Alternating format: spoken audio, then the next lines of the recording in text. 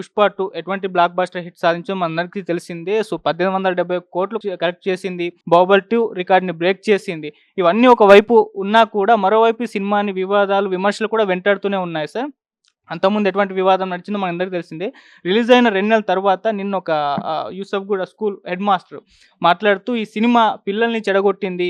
వాళ్ళ యాటిట్యూడ్‌లో మార్పులొచ్చాయి. వాళ్ళ టీచర్‌లకి ఎదురు చెప్తున్నారు సమాధానాలు. ఏంటి అని క్వెషన్ చేస్తే తగ్గేదేలే అంటున్నారు. ఇటువంటి బిహేవియర్ వాళ్ళలో 'పుష్ప 2' కలిగించింది. ఇటువంటి సినిమాలను ఏ విధంగా ఎందుకు తీస్తున్నారు? సెన్సార్ బోర్డ్ ఎందుకు పర్మిషన్ ఇచ్చింది? సెన్సార్ బోర్డ్ కాస్త ఆలోచించి చూడాలిగా అని చెప్పేసి సెన్సార్ బోర్డ్ పైన కూడా విమర్శలైతే చేసింది. ఇప్పుడు ఇది చర్చనీయాంశంగా మారిపోయింది సార్ ఈ అంశం. మీరు ఏ విధంగా చూస్తారు సార్ దీన్ని? ఇప్పుడు 'పుష్ప 2' కోసం మనం 3 విషయాలు మాట్లాడాల. 'పుష్ప 2' అనే సినిమా ఒక గంధపు చెక్కల స్మగ్లర్. అంటే మన వీరప్పన్ గారికి ఏదైతే మొత్తం టోటల్‌గా ఆయనకి ఏదైతే పేరుందో, ఆయన పట్టుకుంటే ఇన్ని కోట్లని ఉందో, ఇది డిఫరెంట్ ఎర్ర చందనం స్మగ్లర్స్ అంటారు. ఆ గంధపు చెక్కలు, ఈ చెక్కలు అదో డిఫరెంట్ చెక్స్ అంతే కదా! మరి ఈ సినిమాకి వాళ్ళు అడగడంలో ఆ టీచర్ గారు చెప్పడంలో తప్పే ఉంది. ప్రజలకు పనికొచ్చే సినిమాలే కాదు, సినిమా రూపంగా తీస్తారు. అయితే ఆమె మాట్లాడిన మాటల్లో ఒక పాయింట్ ఉంది. ఏమంటుందంటే, ఇలాంటి సినిమాలు తీయడం వల్ల పిల్లలు అదే యాటిట్యూడ్స్‌కి వెళ్తున్నారు, పాడైపోతున్నారు. దానివల్ల పిల్లలు మంచి జరగాలి గానీ చెడు జరుగుతుంది అనేది ఒక పాయింట్ వచ్చింది. నేనేం అడుగుతున్నానంటే, ఇదే సినిమాని సెన్సార్ వారు ఎలా చేశారు, సెన్సార్ వారు ఎలా చూపిచ్చారు అనేది పక్కన పెడితే, సెన్సార్‌కి అసలు మొత్తం టోటల్‌గా వాళ్ళకి గైడ్‌లైన్సే లేవు. ఆమె ఇంతకుముందు ఎవరో సెన్సార్ ఆఫీసర్ ఉండే. సెన్సార్ ఆఫీసర్‌కి ఆమెకి ఏ సర్టిఫికేట్ అంటే ఏంటో తెలీదు, యూ అంటే ఏంటో తెలీదు, పంజాబ్ నుంచి వచ్చింది, యూఏ అంటే తెలీదు. ఆమె ఏ సినిమా అయినా సరే ఆమెకి నీ అంతటోడు లేరు మేడం, మీరే నాకు దేవుడు అంటే మొత్తం సినిమా క్లియర్ ఇచ్చేస్తది. అసలు సినిమా చూడడం రాదు. మెంబర్స్ కూడా అలాగే అయ్యారు. మెంబర్స్‌కి రూల్స్ అండ్ రెగ్యులేషన్స్ తెలుసా? ఊ అంటావా మామ, ఊ అంటావా దానికి ఆ సాంగ్‌కి ఎవరైనా సర్టిఫికేట్ ఇస్తారా? అంటే ఇలా ఎన్నో ఉన్నాయి.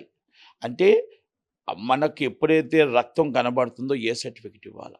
రక్తం కనబడితే ఏ సర్టిఫికేట్ ఇవ్వాలా? మొత్తం రక్తం బ్లర్ చేయాలా? ఇయన్నీ చాలా రూల్స్ అనేవి బుక్ చదువుకోమనండి ఈ సెన్సార్ ఆఫీసర్‌ని. పోనీ ఆళ్ళని వదిలేద్దాం. అక్కడ వాళ్ళు తప్పు చేశారంటే, మళ్ళా నేషనల్ కమిటీ నేషనల్ అవార్డ్ ఎలాగిస్తారండి? మీరొక్కసారి నేనేమంటానంటే, నేను అడిగితే చాలామంది మీరు 'రామ్ చరణ్' గారి సూపర్ ఫ్లాప్ సినిమా అంటే ఫ్లాపులు, హిట్లు ఉండవండి. సబ్జెక్ట్ బట్టి సినిమా ఉంటుంది. సందర్భం బట్టి సినిమా ఉంటుంది. ఆ సందర్భం 'పుష్ప 2' అంటే గంధపు చెక్కల ఒక విలన్. అంటే మనకు ప్రజలకు పనికొచ్చే సినిమా కాదది. థియేటర్‌కి పనికొచ్చే సినిమా అవ్వచ్చు. అది అది ఫుల్ కమర్షియల్ మూవీ అవ్వచ్చు. కానీ గవర్నమెంట్‌కి వ్యతిరేకంగానే ఉన్న సినిమానది. ఎందుకంటే మన పోలీసు వాళ్ళని మనం కట్టినా ఒక స్మగ్లింగ్ చేస్తుంది. స్మగ్లింగ్ అనేది మన పోలీసు వాళ్ళకి వ్యతిరేకంగా సినిమా. దట్ ఈస్ గవర్నమెంట్‌కి యాంటీ. అలాంటి దానికి అవార్డ్ ఇచ్చారంటే కమిటీ మెంబర్‌లు ఏమనాలి? ఈ బోర్డు మెంబర్లు ఏమనాలి? వాళ్ళు సినిమా చూసి ఇచ్చారా? చూడకుండా ఇచ్చారా? Number 1. Number 2 point, game changer కోసం నేను అడిగా. ఏమండి నేషనల్ అవార్డ్ సినిమా ఇది. సినిమా ఫ్లాప్ అనొద్దు, హిట్ సినిమా. ఇది అరవింద్ గారు మాత్రం ఫ్లాప్ అంటున్నారు. కరెక్ట్ కాదు. ఇది దిల్ రాజు గారు కూడా ఫ్లాపే అంటున్నారు. ఇది హిట్ సినిమా అని చెప్పాను. హిట్ సినిమా నేను చెప్పడానికి దాంట్లో గంధపు చెక్కల నుంచి మొత్తం టోటల్‌గా సీఎంనే మార్చేసే పరిస్థితి కొన్ని క్యారెక్టర్స్ ఉన్నాయి. దీంట్లో ఏముందో తెలుసా? రాజకీయం అంటే ఎలా ఉండాలి? పోరాటం అంటే ఎలా ఉండాలి? పోరాట యోధుడంటే ఎలా ఉండాలి? ప్రజల పక్షాన ఎలా ఉండాలి? మొత్తం టోటల్‌గా మనం మన్యం పోరాటం. మన్యంలో మొత్తం టోటల్‌గా ఆదివాసీలు ఉంటారు. ఆదివాసీలతో ఎలా ఉండాలి? ఆ ఆదివాసీల పోరాటం అంటే ఎలా ఉండాలి? అది ఒక రాజకీయ నాయకుడు సీఎం దాకా వెళ్ళటానికి ఆ పోరాటం ఎలా చేశాడు? అక్కడ ఫ్యాక్టరీలు రాకుండా ఆ మన్యంలో మొత్తం టోటల్‌గా ఆ ఆదివాసీలకి ఎలా కాపలా కాశాడు అనేది ఒక క్యారెక్టర్ అయితే, ఇంకో క్యారెక్టరు ఐపీఎస్ ఎలాగుండాలి? ఐపీఎస్ కంటే ఏముంటున్నాయి రైట్స్? ఐపీఎస్ అంటే ఎలాగుండాలి?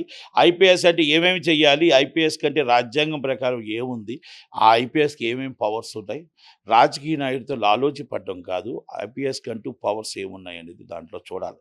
చాలామంది ఐపీఎస్ సినిమా చూడాలి. ఇప్పుడున్న ఐపీఎస్‌లు చాలామందికి తెలీదు. ఐఏఎస్ ఇప్పుడు చాలామంది ఉన్న ఐఏఎస్‌లకు తెలీదు. ఐఏఎస్ అంటే మొత్తం టోటల్‌గా ఈ ఐఏఎస్‌కి ఏమేమి పవర్స్ ఉన్నాయి? ఎలా చేయాలి? ఎంత నిజాయితీగా చేయాలి? రాజకీయ నాయకులకు సంబంధం లేకుండా ఏ విధంగా చేయాలని దాంట్లో ఒక ఐఏఎస్ తరపు నుంచి ఉంది. అలాగే ఎలక్షన్ కమిషన్స్ టోటల్‌గా ఒక టీఎన్ శేషన్ గారు ఎలక్షన్ కమిషన్ టీఎన్ శేషన్ గారిలా చేస్తే రాజకీయం నిష్పక్షపాతంగా చేస్తే మంచి గవర్నమెంట్ వస్తుంది. మనం గవర్నమెంట్‌ని పాలించడానికి మన దగ్గరుండి స్వయం ప్రతి పాలన అంటే వాళ్ళకి ఎవరితో రాజకీయాలతో సంబంధాలు ఉండవు. వాళ్ళకుంటుంది అని చెప్పేసి దాంట్లో ఉంటుంది. అంటే ఇయన్నీ మనం దేశానికి సంబంధించిన విషయాలు. దేశం మంచి కోసం చెప్పిన విషయాలు. ఆయన చాలా బాగా యాక్ట్ చేశాడు. అంటే నేను ఆయన్ని పొగట్లేదు, ఆయన్ని తగ్గించట్లేదు.